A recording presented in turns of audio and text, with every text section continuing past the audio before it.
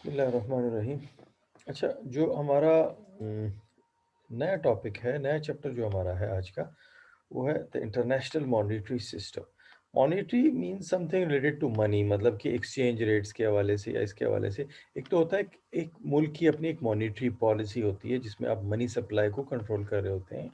लेकिन यहाँ पे हम क्या कर रहे हैं, द इंटरनेशनल मॉनेटरी सिस्टम पढ़ रहे हैं कि जो हमारा मॉनेटरी सिस्टम है या जो एक्सचेंज रेट सिस्टम्स हैं जो एक दूसरे के साथ कन्वर्जन हो रही होती है, इसको भी मॉनिटर करने के लिए, इसको भी कंट्रोल करने के लिए कोई इदारे मौजूद होंगे, कोई एक तरीक़ाकार होगा, वो सारी चीज़ें हम पढ़ लेते हैं। तो उसमें क्या है हमारे पास, what is the international monetary system? The international monetary system refers to the institutional arrangement. उसमें कुछ इंस्टीट्यूशंस हैं, कुछ इदारे हैं जो कि कंट्रोल करते हैं इन चीज़ों को। Arrangements that countries adopt to govern exchange rates. अपने एक्सचेंज रेट्स को गवर्न करने के लिए, उसको देखने के लिए कुछ इंस्टीट्यूशनल अरेंजमेंट्स हैं, कुछ तरीक़ाकार है जिसको वो फॉलो करते हैं। अब फ्लोटिंग, फिर उसमें क्या होता है कि मुख्तलिफ जो अरेंजमेंट्स हैं या तरीक़ाकार है उसको फॉलो कर रहे होते हैं। अब फ्लोटिंग एक्सचेंज रेट सिस्टम एक सिस्टम है, एक एग्जांपल के तौर पे एक इंटरनेशनल मॉनेटरी सिस्टम है जिसको हम कहते हैं floating exchange rate system. A floating exchange rate system exist when a country allows the foreign exchange market to determine. Foreign exchange market को हमने अलाउ कर दिया है कि आप डिटरमिन करें एक्सचेंज रेट को, मतलब डिमांड एंड सप्लाई। जितनी डिमांड बढ़ेगी एक्सचेंज रेट बढ़ेगा, जितनी सप्लाई बढ़ेगी एक्सचेंज रेट कम होगा। हम उसमें कोई इंटरफेरेंस नहीं करते, and we allow the foreign exchange market to determine the relative value of currency. खुद ब खुद उसकी एडजस्टमेंट हो रही होती है, इसको कहते हैं फ्लोटिंग एक्सचेंज रेट सिस्टम। मतलब आप उसमें कोई बीच में इंटरफेरेंस नहीं करते, उसमें कोई आप उसको छेड़ते नहीं हैं, खुद से आप उसको कोई ऐसे टूल्स यूज़ नहीं करते जिसके तरीके से अपनी करेंसी को डीवैल्यू या रीवैल्यू कर लें। The US dollar, the European union euro, the Japanese yen and the British pound all float freely against each other. ये जो करेंसीज़ हैं, कुछ एग्ज़ाम्पल्स हैं, इनका जो एक्सचेंज रेट है वो फ्लोट करता है, इसमें कोई इंटरफेरेंस नहीं होती, इसमें कोई मतलब वो इसको डीवैल्यू या रीवैल्यू नहीं कर रहे होते हैं। जो होता है वो बाद में हम डिस्कस कर लेंगे। Their values are determined by market forces. Market forces क्या हैं? दो फोर्सेस हैं, डिमांड है और सप्लाई है। जब डिमांड बढ़ती है तो एक्सचेंज रेट्स बढ़ जाते हैं, जब सप्लाई बढ़ती है तो एक्सचेंज रेट्स गिर जाते हैं, and fluctuate day to day. इस कॉन्सेप्ट को कहते हैं फ्लोटिंग एक्सचेंज रेट सिस्टम है। ये एक एग्जाम्पल के तौर पे यहाँ पे डिस्कस हुआ है, इसको हम आगे डिटेल में डिस्कस करेंगे।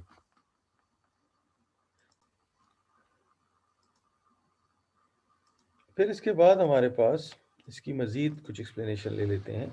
फिर एक और एक्सचेंज रेट सिस्टम है, एक एग्जांपल के तौर पे अपेज्ड एक्सचेंज रेट, या इसको एक पेग्ड एक्सचेंज रेट सिस्टम कहते हैं, जहाँ पे आप अपनी करेंसी को किसी और करेंसी के साथ या एक ग्रुप ऑफ करेंसीज के साथ आप पेज कर लेते हैं, उसको बांध देते हैं। जितना उसमें एक्सचेंज रेट में जो जिस करेंसी के साथ आपने बांधा हुआ है, जितना चेंज उसमें आता है आपकी करेंसी में भी उतना ही चेंज आएगा। A pegged exchange rate system exist when a country fixes. जब आप अपनी करेंसी को फिक्स कर देते हैं, the value of its currency relative to a reference currency. एक रेफरेंस करेंसी आपने ले ली, डॉलर है, यूरो है, जो भी है, उसके साथ आपने अपनी करेंसी का एक्सचेंज रेट जो है वो फिक्स कर दिया। जितना अगर वो 1% अगेंस्ट अदर करेंसीज उसमें चेंज आता है, इंक्रीज आता है, तो आपकी करेंसी में भी 1% इंक्रीज आएगा। आप खुद उसमें आप इन्वॉल्व होंगे और आप अपनी करेंसी की वैल्यू को 1% इंक्रीज करेंगे अगेंस्ट अदर करेंसीज। बहुत सारे टूल्स हैं जिन पे आप कर सकते हैं। Many Gulf states peg their currencies to the US dollar. बहुत सारी कंट्रीज हैं जिनकी पैगिंग हुई हुई है और अपनी करेंसी को उन्होंने पैग किया हुआ है। फिर एक और सिस्टम है जिसको हम कहते हैं अडर्टी फ्लोट। एक तो हो गया जो लास्ट स्लाइड में हमने डिस्कस किया था, फ्लोटिंग एक्सचेंज रेट, या इसको क्लीन फ्लोट भी कहा जाता है, जहां पे मार्केट फोर्सेस पे आप छोड़ देते हैं। एक होता है जिसको हम कहते हैं डर्टी पैग या dirty float, sorry. Dirty float में क्या होता है कि आप अपनी करेंसी को फ्लोट कर रहे होते हैं, फ्लोटिंग एक्सचेंज रेट सिस्टम आप चला रहे होते हैं, लेकिन जहां पे आपको फील होता है कि आपकी करेंसी के ऊपर बहुत ज़्यादा अपवर्ड प्रेशर है या बहुत ज़्यादा डाउनवर्ड प्रेशर है, तो उसको आप फिर कंट्रोल कर लेते हैं। तो ये एक ब्लेंड है ऑफ फ्लोटिंग प्लस जिसको आप कह सकते हैं कि एक फिक्स्ड। साथ में आप उसको फिक्स भी कर रहे होते हैं, जहाँ पे भी कोई प्रॉब्लम आ जाती है उसको आप फिक्स कर लेते हैं।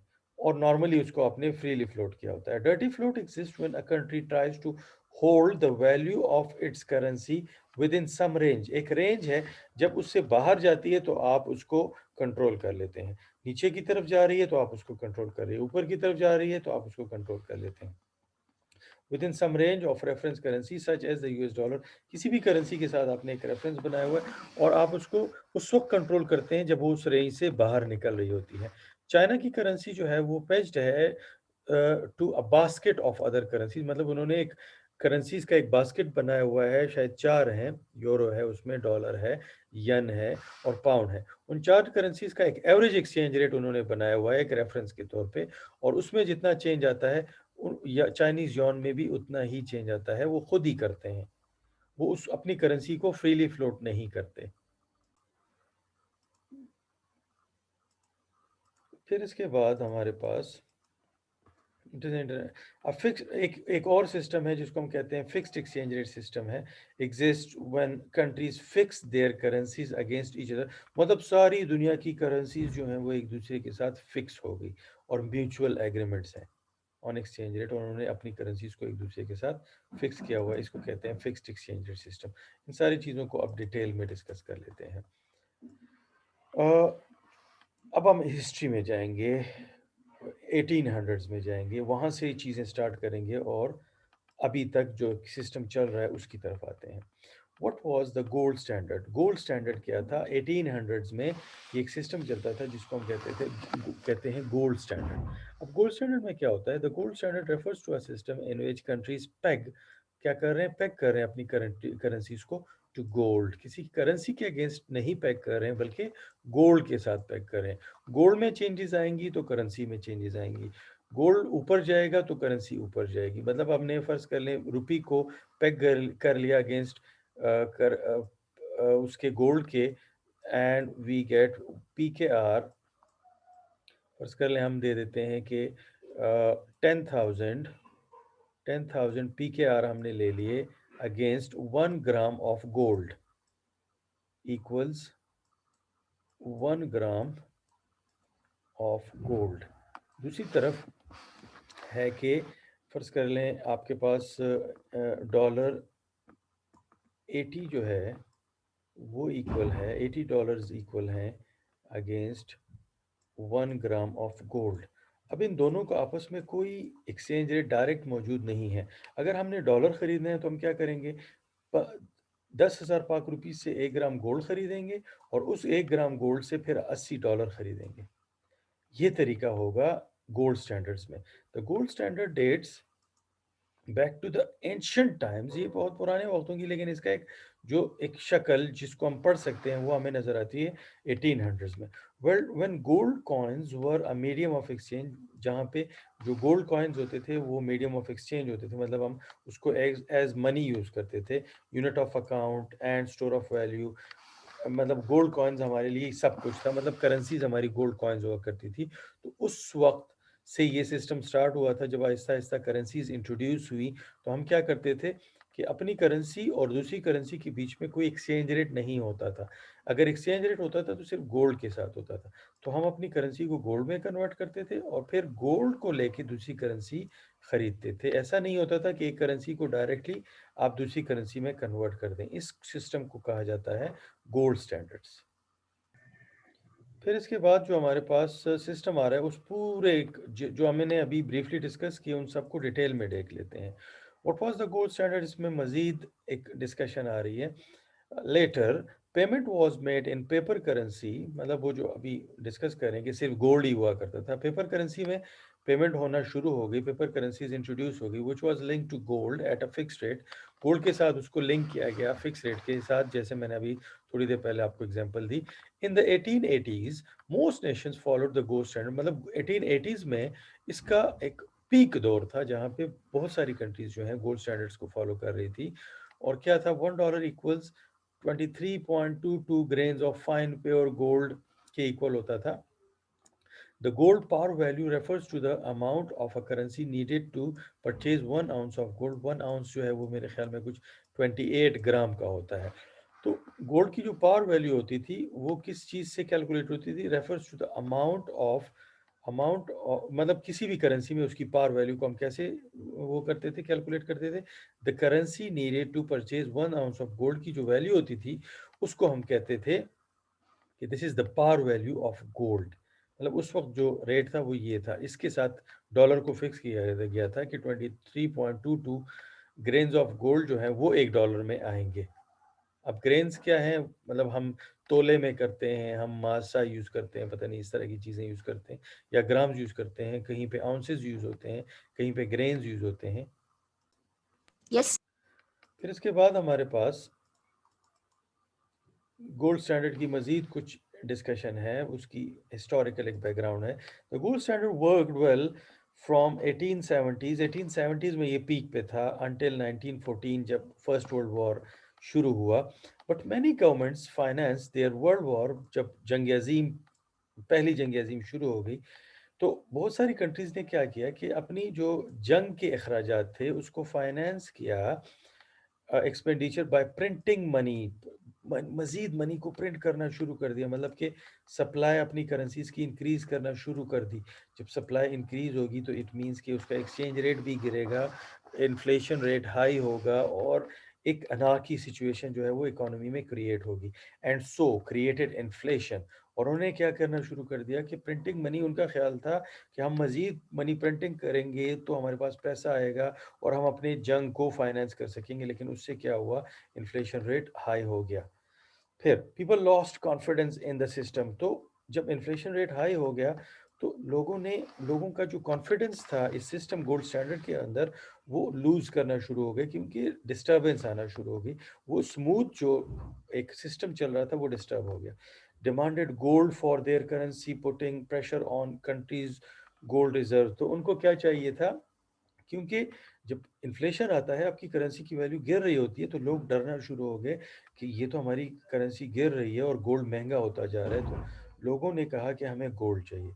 अब गोल्ड की डिमांड बहुत ज़्यादा बढ़ गई और अपनी कंट्रीज जो जो भी उस जंग में इन्वॉल्व थे उनकी जो गोल्ड रिजर्व्स थी उसके ऊपर प्रेशर आ गया, क्योंकि हर एक बंदे को गोल्ड चाहिए। किस वजह से? क्योंकि इन्फ्लेशन बढ़ रहा है और आपकी करेंसी की वैल्यू जो है वो गिर रही है। And forcing them to suspend gold convertibility.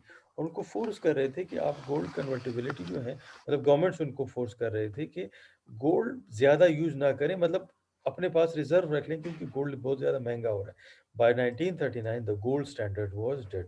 और जब 1939 का वक्त आया उस वक्त तक गोल्ड स्टैंडर्ड जो है वो ख़त्म हो चुका था, मतलब उसमें कोई, फिर लोग उसको यूज़ नहीं कर रहे थे।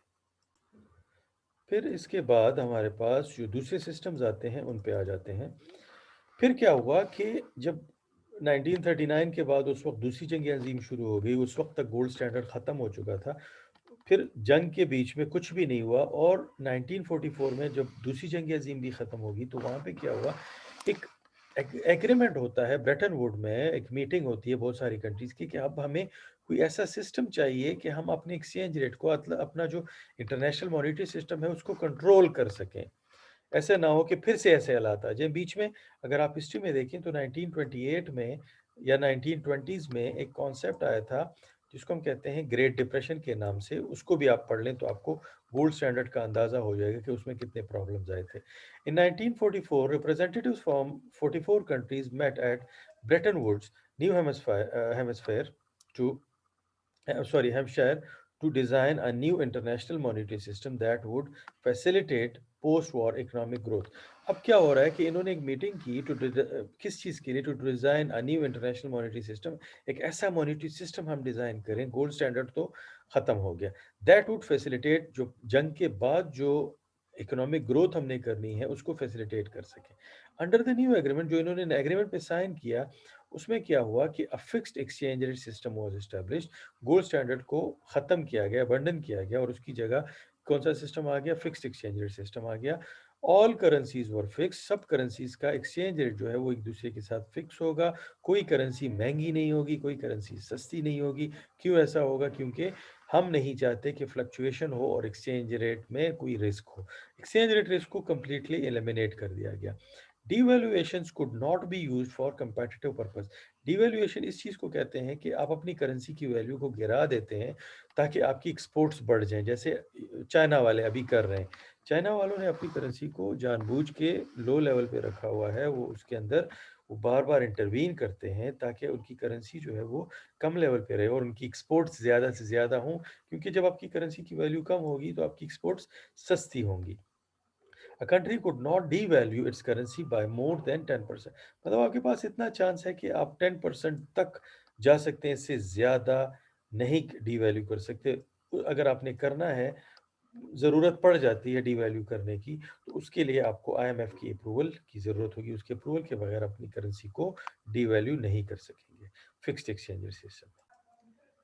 फिर इसके बाद हमारे पास इसकी मज़ीद डिस्कशन कर लेते हैं कि हमारे पास कौन-कौन से सिस्टम्स यूज़ हुए हैं और किस सिस्टम में क्या फ्लॉज़ हैं और क्या अ उसकी स्ट्रेंथ्स हैं। What institutions were established eight Brayton would.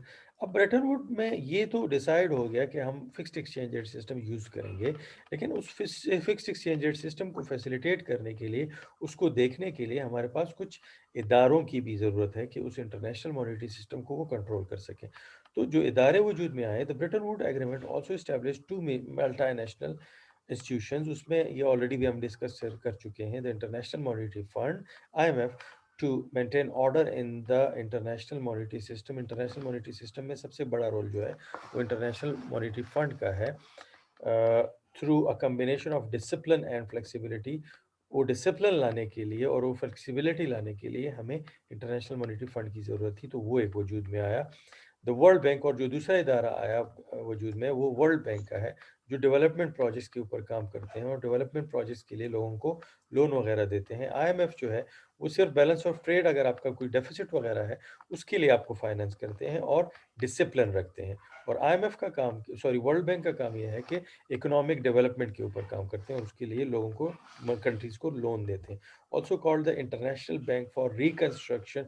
जो जंग की वजह से मुल्क तबाह हो गए थे, उनकी रिकंस्ट्रक्शन एंड डेवलपमेंट के लिए ये बैंक बना था और बाद में इसको वर्ल्ड बैंक का नाम दिया गया। फिर इसके बाद हमारे पास इंटरनेशनल मॉनेटरी फंड की मजीद डिस्कशन आ गई। Fix exchange rate stop competitive devaluations and brought stability to the world trade environment। जब fixed exchange rate system introduce किया गया, तो उसमें क्या हुआ कि जो कंपेटिटिव डिवैल्यूएशंस लोग करते थे एक दूसरे को, मतलब दो कंट्रीज हैं, एक ए है और एक बी है, तो ए और बी जो है उन्होंने एक्सपोर्ट करना है एक प्रोडक्ट को, तो ए वाले क्या करते हैं, अपनी करेंसी को डीवैल्यू कर लेते हैं, तो उनकी एक्सपोर्ट्स बढ़ जाती हैं और बी वाले जो है उनको कंपेटिटिव एज दे देते हैं, मतलब कंपटीशन में उनको नीचे दिखाने के लिए, मतलब उनकी एक्सपोर्ट्स मार्केट जो है, जो मार्केट शेयर है वो ग्रैब करने के लिए सारा कुछ होता है। Fix exchange rates impose monetary discipline आता है ऑन कंट्रीज, लिमिटिंग, जब आप अपनी करेंसी को बहुत ज़्यादा डीवैल्यू नहीं करेंगे और डिस्टर्बेंस क्रिएट नहीं करेंगे, तो प्राइस इन्फ्लेशन जो है वो भी कंट्रोल में रहेगी। इन केसेस ऑफ फंडामेंटल डिसइक्विलिब्रियम, अगर कोई डिसइक्विलिब्रियम आता है, कोई प्रॉब्लम क्रिएट होती है, तो डीवैल्यूएशन फिर आप इजाज़त ले सकते हैं, but with prior permission from international monetary fund.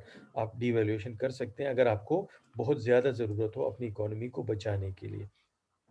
The IMF lent foreign currencies to members during short periods of, अगर आपकी कोई बैलेंस ऑफ पेमेंट डेफिसिट्स हैं बीओटी की या बीओपी की, तो उसको करेक्ट करने के लिए आईएमएफ की तरफ से आपको करेंसीज जो है वो, मतलब आपको लेंडिंग भी हो सकती है, आपको आपकी फाइनेंशियल असिस्टेंस भी हो सकती है। फिर इसके बाद हमारे पास वर्ल्ड बैंक में क्या है। वर्ल्ड बैंक में यह है कि countries can borrow from World Bank in two ways, दो तरीकों से आप वर्ल्ड बैंक से लोन ले सकते हैं। Under the IBRD scheme money is raise through bond sales in the international capital. Bond sale करते हैं या दूसरे इंस्ट्रूमेंट सेल करते हैं ताकि उनके पास पैसा आए, पैसा तो कहीं से जनरेट करना है। तो जो वर्ल्ड बैंक है वो क्या करते हैं कि मनी रेज करते हैं through sale of bonds. Borrowers pay a market rate of interest, जो बोरो करते हैं लोग वर्ल्ड बैंक से, वो एक रेट ऑफ इंटरेस्ट पे करते हैं, the banks cost of funds plus a margin for expenses. Bank उनसे इंटरेस्ट लेता है, उसमें क्या होता है, एक कॉस्ट ऑफ फंड्स की शक्ल में और एक मार्जिन फॉर एक्सपेंसेस, मतलब ओवरऑल एक इंटरेस्ट रेट उनको चार्ज किया जाता है। Through the international development agency an arm of the bank created in 1960 से एक इदारा बनाया गया। IDA loans go only to the poorest countries, जो पुअरेस्ट कंट्रीज़ हैं, वहाँ पे ये लोग जो हैं वो अपनी जो इंटरनेशनल डेवलपमेंट एजेंसी है, वो अपने लोन्स जो हैं वो उन कंट्रीज़ को देते हैं जो बहुत ज़्यादा गरीब हों और उनको डेवलपमेंट के लिए लोन्स पैसों की ज़रूरत हो।